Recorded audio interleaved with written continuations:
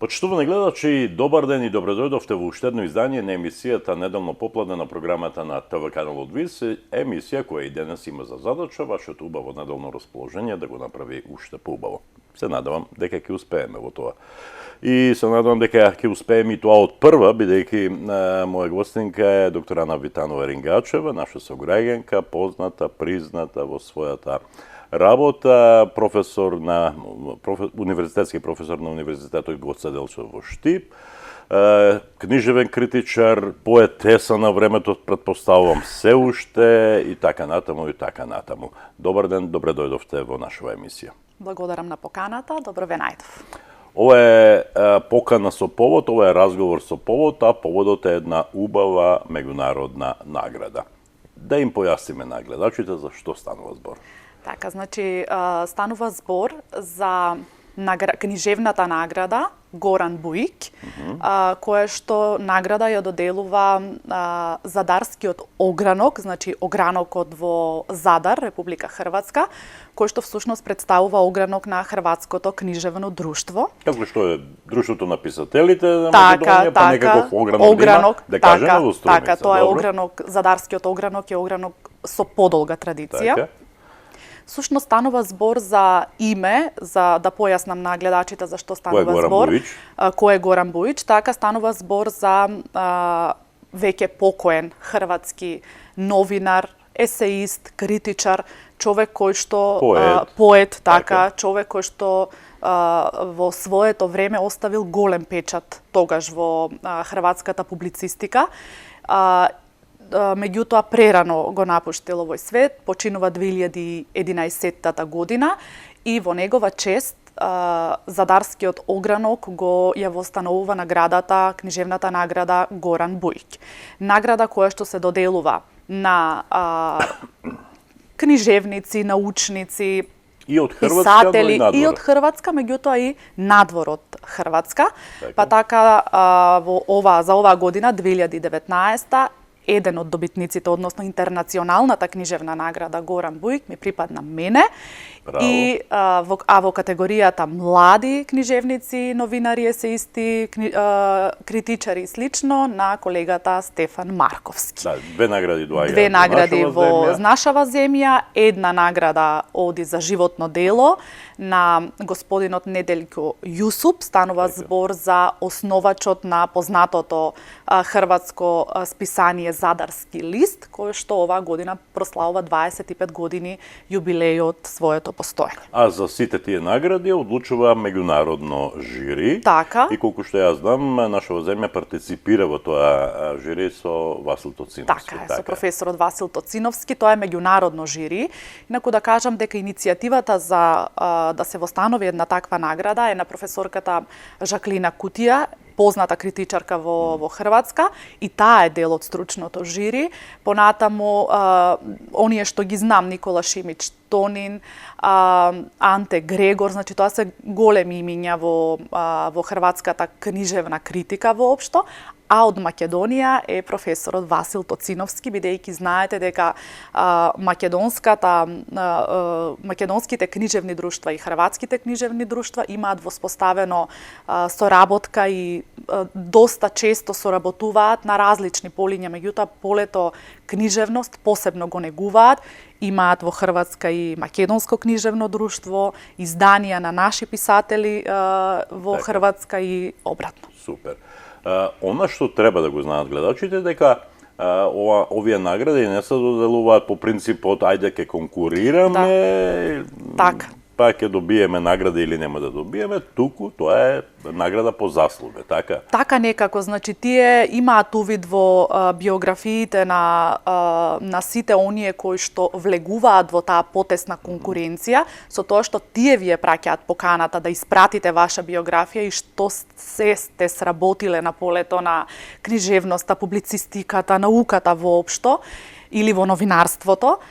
И врз основа на сработеното, врз основа на вашето CV, биографија и библиографија која што испраќате до жири комисијата, тие одлучуваат кој би влегол во тој потесен круг и на крајот кој би ја добил оваа значајна награда. Но да ги подсетиме гледачите дека на истата таа ајде да ја наречеме манифестација во Задар, награда освои минатата година колешката Сузана Мицева во категоријата млади поети новинари. Така, книжевници новинари. Значи, еден-два победа во Формула 1, тоа така се нарекува, значи Струмишани во 2 години 2 награди. Таа го разгази патот, така да кажам, на Струмица и таа релација Струмица-Задар почна таа прва да ја оди и се надевам дека ќе продолжи традицијата наши, не само во Струмичани, меѓутоа воопшто и луѓе од нашава земја да бидат дел од таква книжевна манифестација. Прашањето е многу излитано, но не можам да го прескокнам. Што значи таа награда за тебе? Често размислам за наградите, меѓутоа не за тоа дали да ги добијам или да не ги добијам, сега ќе ви кажам и зошто. Неодамна читав и доста често читам есеистика, еден есеј од нашиот академик господинот Митко Маџунков, има еден есеј во кој што по повод, мислам дека кога го добил Рациновото признание, тој се присеќава на една телевизиска емисија во која големиот Орсон Велс, кога му дале награда за животно дело, тој се присетил на зборовите на неговиот татко, кој еднаш му рекол дека всушност главна одлика на цивилизираниот човек е да умее да прими награда. И сега академикот се надоврзува на тоа да умее да прими награда, меѓутоа и да остане ист и после наградата. И сега тој парафразира за мене една навистина голема вистина, во смисла, вели, ако Ван Гог за време на својот живот не продал ни 5 слики, ако се уште не знаеме точно каде се наоѓа гробот на еден Моцарт, ако Хомер за смртта на Хектор пеел за еден пехар вино, тогаш кои сме ние обичните луѓе да ликуваме кога ќе добиеме награда или пак да мислиме дека ја заслужуваме таа награда. И се надевам овде ќе ставиш заперка и ќе додадеш па сепак. Но, тоа сакав да кажам, но наградата за мене е само една верификација на тоа што сте го вложиле и тоа што го работите. Некој го гледа, некој го признава и некој го цени. Го цени. Ама со тоа ви дава и обврска дека треба и понатаму да продолжите да работите, а не да застанете тука. Честитки за наградата. Благодарам.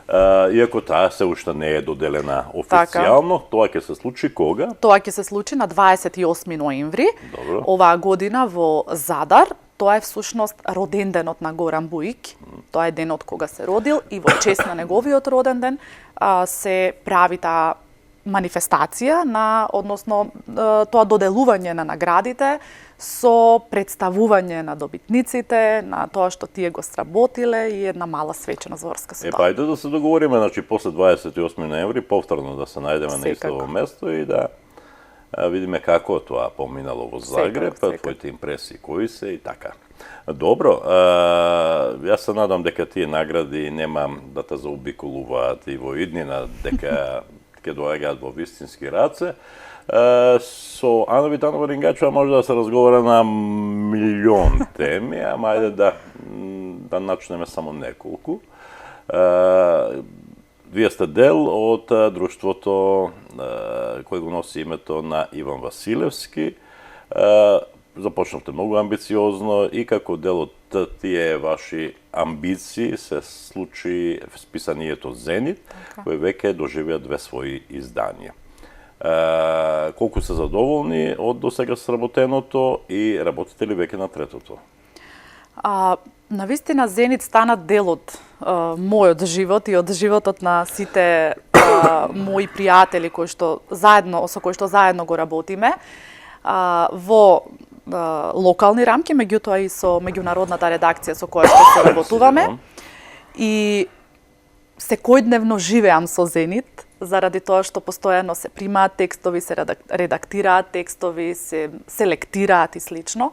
Јас лично, ако се прашувам како одговорен уредник, сум презадоволна од тоа како почнавме и како таа наша слика за тоа како треба да изгледа Зенит, полека добива своја вистинска форма. И морам да кажам, летово бевме заедно со колешката Сузана Мицева, бевме во Струга на една работилница посветена на списанијата, на македонските списанија, од првото списание Нов ден од 52 па до денес. И видовме всушност дека сите оние луѓе од нашата фела, меѓутоа и оние кои што не се во фелата, имаат доста високо мислење за тоа што ние го работиме како Зенит. За самиот формат на списанието, меѓутоа и за содржините што се внатре. Заради тоа што ние не сме класично научно списание, па внатре само да обработуваме теми од научната сфера. Таму има, знаете, и интервјуа, внатре има и, освен тој есеистички, критички пристап, осврти и слично, имаме и дел за уметничката литература, за поезијата, за прозата и за драмата. Прибираме текстови од страна, преводи кои што навистина ни се многу значајни, преводи на автори кои што и не се толку афирмирани, место за млади автори кои туку што почнуваат, така што приказната за Зенит, затоа кажав, ја живеам секој ден и гледам дека оди во нагорна линија, јас лично кон Зенитот, затоа и кога го мислевме името, идејата ни беше таа. Помина вториот број, направивме една убава скромна промоција. Идејата ни е да не правиме класични промоции на списанието, туку тоа да бидат книжевни разговори на одредена тема. Разговаравме по повод есејот на Дубравка Угрешич, една позната хрватска критичарка, конфискација на културата, тоа е една многу актуелна тема. Направивме книжевен разговор на таа тема, гости ни беше познатиот не само во национални, туку и меѓународни рамки, наш струмичанец Никола Маџиров. Разговаравме на тема конфискација на културата, се вклучи публиката и присутните, така што тоа беше еден навистина убав книжевен разговор. Задоволна сум лично многу. И сега го подготвуваме третиот број, текстовите полека пристигаат, значи Зенит не е затворена група, Зенит има своја адреса, мејл адреса, zenitspисание@gmail.com, на која што може да пристигнуваат текстови од сите оние кои што сакат да бидат дел од Зенит. Тоа се редактира и веќе сме некаде на половина пат, така да кажам. Почетокот на јануари 2020 треба да излезе третиот број на Зенит. Така. Какви се одгласите на оние кои го прочитале првиот или вториот број на Зенит? Во наши или во меѓународни рамки? Неодамна се слушнав со професорот Васил Тоциновски, што го спомнавме пред малку. И неговиот, ова нескромно ќе звучи, меѓутоа морам да кажам, неговата реакција беше: Ана, имате 10 плюс за списанието. Јас го прашав зошто професоре, бидејќи сепак тој има големо искуство во таа работа, го прашав зошто, тој ми кажа заради тоа што сте различни од другите. Беше воодушевен од, например, од интервјуто на Видое Подгорец, последното интервју кое што Видое Подгорец го дал во 94-та година, го добивме благодарение на нашиот заеднички пријател Киро Донев, така, тоа е всушност дел и од неговата книга која што се подготвува за Подгорец, недовршена приказна, и таму има толку интересни места во тоа интервју кои што всушност ја откриваат целокупната поетика на Подгорец како писател, места кои што никаде во литературата не можете да ги сретнете. И тоа е простор за научно истражување, значи оние кои што се занимаваат со проучување на неговото дело можат да најдат суштински нешта таму. Понатаму литературата што ја прибираме од страна, исто така го привлекува вниманието на читателите. Имаме, него заобиколуваме театарот, филмот, имаме репродукции на уметнички дела. Се што е култура, па дури и таа урбана култура, која што не влегува во таа рамка на класична култура, дури за неја има место во Зенит. Затоа многу се радувам, дури и критиките кои што ги добиваме, а се конструктивни и добронамерни, на мене лично и сите што работиме во редакцијата, на сите што работиме во редакцијата, многу ни значат, бидејќи тоа значи нешто да промениме во насока да станеме подобри. Една компарација, современост и Зенит. Ти си и таму и таму. Јас објавувам во современост. Така? Објавувам во современост. Различни ни се Зборувам за концептите. современост, бидејќи е едно од Најстарите со најголема традиција Така. списанија. Па не знам, таму биле уредници од Блаже Конески до најголемите имиња.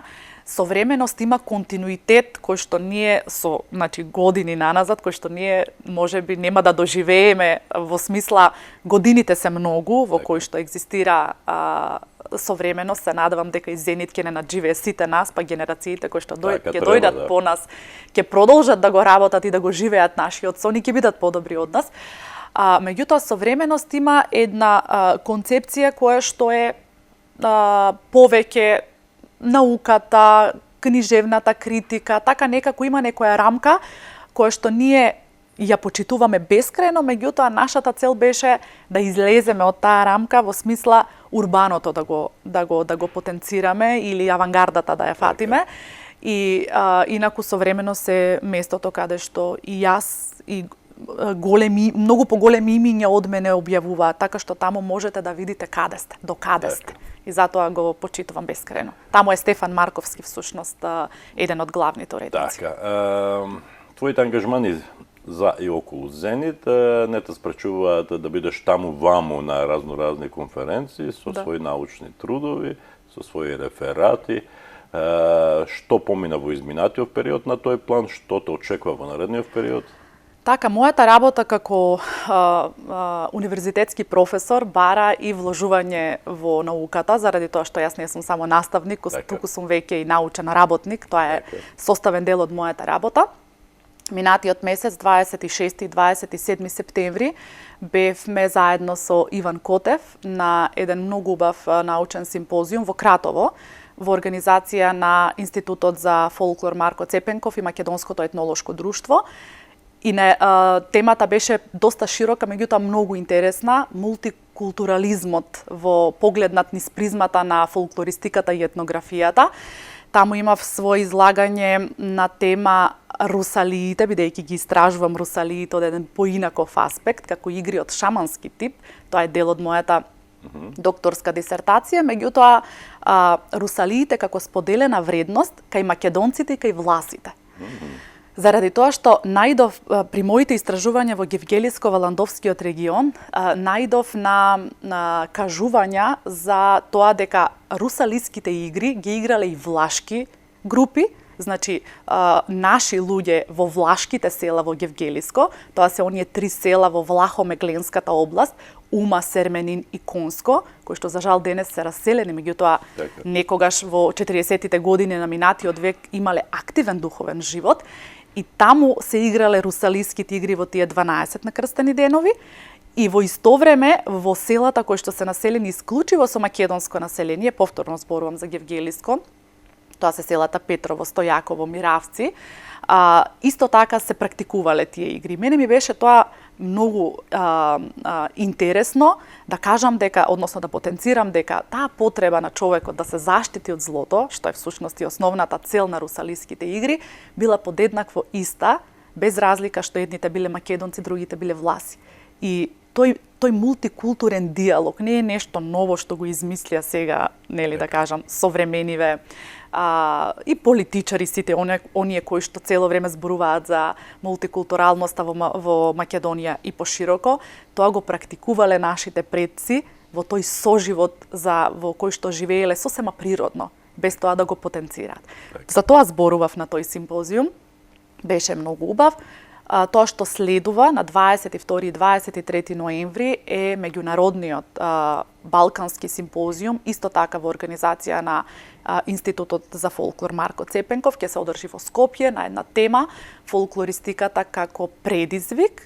Ова е веќе малку во поширок состав, заради тоа што е меѓународен и доаѓаат фолклористи од надвор од нашите граници. Тоа е тоа што ме очекува. Така, темата за русалиите и шаманизмот заслужува малку поголема емисија, емисија од друг тип. Јас се надам дека ќе ја реализираме во некој нареден период.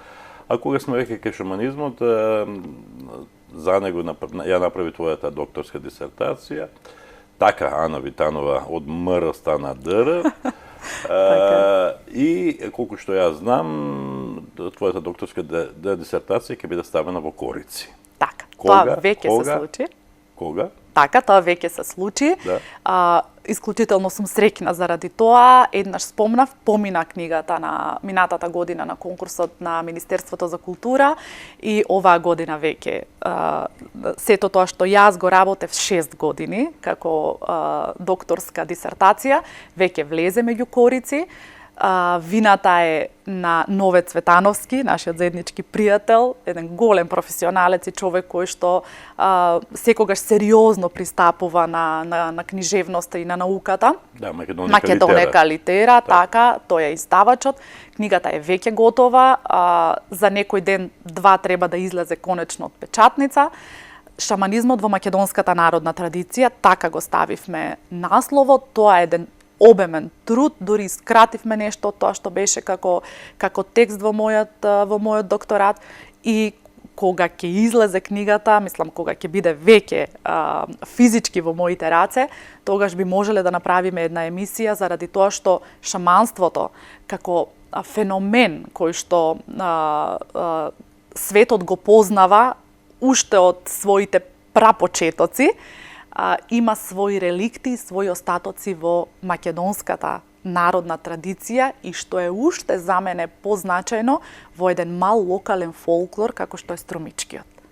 Тоа е навистина за мене воодушевувачки, што само кажува дека и ние сме дел од таа светска културна мапа, меѓутоа не сме доволно свесни колку фолклорот нас не идентификува како посебна, како луѓе со свој идентитет, луѓе со свој корени, кои што се навистина многу длабоки. Така. По муабетот се гледа колку си исполнета од тоа што го работиш и се наметнува прашањето колку си исполнета во Штип на Универзитетот Гоце Делчев, каде што Ана е професор. Не така одамна стана дел од тој колектив. Кажи ми колку таму си исполнета и задоволна од тоа што го работиш. Навистина многу си ја сакам работата и среќна сум што конечно можам да го направам тој спој на научното, тоа што го носам во себе, меѓутоа и она што се вика воспитно-образовна работа. Многу интересни скалила, по многу интересни скалила чекориш. Беше наставник во основното образование и во средното образование, сега веќе по високото образование. Во мојов случај, буквално ги поминав сите нивоа, некако природно ги поминав. И од денешна перспектива, сите овие 12 години колку што работев во Струмица, во основно образование, во средно, по селата, во училиштето Маршал Тито работев во локалната установа библиотека Благо Јанков Мучето во Струмица. И сето тоа од денешна перспектива го гледам како едно насобрано искуство кое што мене ме градело и така сум созревала низ годините и некако природно дојдов до ова скалило на кое што сум денес. Работата ме исполнува многу, посебно заради тоа што работам со студенти кои што самоиницијативно одбрале дека ќе студираат македонски јазик и книжевност. Тоа се веќе зрели личности кои што знаат што сакаат, свесно влегле во тој процес на усовршување и работата со нив ми представува само задоволство, а никако терет или не знам да ми биде да не сакам да одам на работа, напротив се радувам кога работам со нив и особено заради тоа што тие млади луѓе имаат потреба да истражуваат и во вас гледаат пример како тоа се прави или од вас бараат насоки како да го направат тоа. Тоа е мојата улога како наставник, како поучувач, подучувач или некој што треба да ги насочи тие млади луѓе кон целта. Она што ме интересира е колку младите пројавуваат интерес за книжевноста, за македонскиот јазик. Тоа е болна тема и искрено не знам како понатаму ова наше општество мисли да чекори кон иднината, ако ние не продуцираме наставен кадар. Некако се наметна таа фама, како да ја кажам, дека не е тоа платена професија, дека платите не се доволно мотивирачки, нели, за да бидете вие наставник. Ако ме прашувате мене, според мое размислување, оваа наша професија е љубов. Да сакате вие да работите со деца, без разлика дали зборуваме за основно, средно или високо образование, тоа значи да трошите дел од себе и да вложувате во тие млади личности кои што еден ден ќе бидат зрели луѓе. Знаете, има една илустрација, наставникот е како свеќа и оние капки од восок ги прават малите свекички поголеми. И јас таа илустрација лично ја прифаќам и за себе, меѓутоа како илустрација за себе и така ја сваќам, така го сваќам наставничкиот позив и сметам дека не можеме, да, треба да биде платен. Наставничката професија треба да биде најплатена професија заради тоа што трошите дел од себе и ги градите тие личности. Меѓутоа не сметам дека се треба да им биде подредено на парите и на платата. И затоа сум за тоа да бидеме платени како што треба, меѓутоа апел и до родителите да не ги предомислуваат своите деца па да им велат што кога ќе бидеш наставник, нема иднина во тоа. Не, напротив, таму е иднината. Така. И сега се повеќе и по телевизија слушаме дека на наставничките факултети интересот секоја година опаѓа. Се помалку и помалку и ние се соочуваме со недостаток на кадар кој ќе ни ги образува во иднина нашите деца во основното и во средното образование. И замислете на еден факултет како што е филолошкиот факултет, на една група како што е македонски јазик и книжевност, да се запишат само 3 студенти, е навистина поразителен факт за целото општество. Не зборувам само за Универзитетот Гоце Делчев, иста е ситуацијата и на Кирил и Методи, иста е ситуацијата и на Државниот универзитет во Тетово. И затоа мислам дека ако може мојот глас да стигне малку подалеку, дека треба да се најде начин. Ова е национална катедра. Македонскиот јазик и книжевноста, па што правиме без тоа? Каде? Мора да најде начин државата да ги малку повеќе стимулира младите, дали ќе ги стипендира овие студии, дали ќе работи на подигнување на свеста дека образованието е нашиот темел и се на него се надоградува. Не знам, мора да се најде модел, меѓутоа не смееме да дозволиме ова да оди да умира практично интересот за македонскиот јазик и за книжевност. Согласувам. Разговараме на неколку теми, но она што ми е жал мене, а се однесува на Ано Витанов Рингачева, е тоа што се помалку е поетеса. Бидејќи освојуваше награди во библиотеката Бабил Мучето, пишуваше одлично. Зошто? Не престанав никогаш да пишувам поезија, јас уште ја пишувам поезијата. Да. Паралелно пишувам и сега сум некако во некој друг филм, така да кажам, влезена. Повеќе некако се свртев кон прозата и почнав неколку објави на мои кратки раскази, кои што исто така ги чувам дома во мојата архива. Не знам зошто, меѓутоа некако љубоморно си ги чувам стиховите за себе. Можеби еден ден ќе сватам дека не сум во право, но не си во право. Не сум во право. Меѓутоа некако поезијата ја сваќам премногу интимно и како тоа е мојот интимен простор. И не се чувствам се уште подготвена да излезам, тоа да излезе некако надвор од мене. А со расказите малку некако се ослободив, па почнав да ги објавувам и можеби сега ако добијам така малце сила или ветер во грб, дека и тоа што е како поезија ќе излезе на виделина. Логично е прашањето. Поетеса, прозаистка, книжевен критичар, научен работник, професор, универзитетски професор. Згора на тоа и сопруга и мајка. Како успеваш? И тоа прашање доста често и други ми го поставуваат. Многу е логично. Меѓутоа, многу е едноставен одговорот. Јас сум по природа темпераментна личност, амбициозен човек, меѓутоа не болно амбициозен во смисла заради мене да страдаат другите. Од прилика си ја знам границата до каде можам. Имам прекрасно семејство и од дома сум воспитувана од моите родители дека тоа што се работи, ако работиш, тоа што го работиш, треба да го работиш со љубов, меѓутоа и мораш да се вложиш максимално ако сакаш да имаш резултати. Кога се омажив, кога дојдов во семејството Рингачеви, овде се соочив со прекрасни луѓе кои што имаа максимално разбирање за моите желби и потреби. Јас знаев што сакам да бидам, јас знаев што сакам да работам, а тие максимално застанаа зад мене со тоа што мојата свекрва, например, јавно ја поздравувам и морам да кажам, тоа е моја втора мајка, жена која што толку многу стои зад мене, мојот свекор, мојот сопруг. Тоа се луѓе кои што жртвуваат дел од себе и од своето слободно време, за да можам јас да работам. И на прашањето кој стои зад мојот успех, ако нели можеме така да кажеме, успех тоа е релативна работа, стои моето семејство. Бескрајно сум им благодарна и затоа книгата Шаманизмот во македонската народна традиција, мојот докторат е посветена токму на нив. Браво. Реков, со тебе може да зборуваме на многу теми, но чинам дека е време да ти кажам благодарам. Те држам за збор ке ја направиме таа емисија за шаманизмот, кога книгата ќе излезе од печат и јас се надам дека ќе имам уште многу вакви поводи за вакви, се надевам, беше ова убав разговор, за вакви убави разговори. Јас се чувствав прекрасно, благодарам за просторот и ќе се видиме, да. Книгата што ми излезе, ќе дојдам. Благодарам уште еднаш. Почитувани гледачи, одиме понатаму и остануваме со литературата.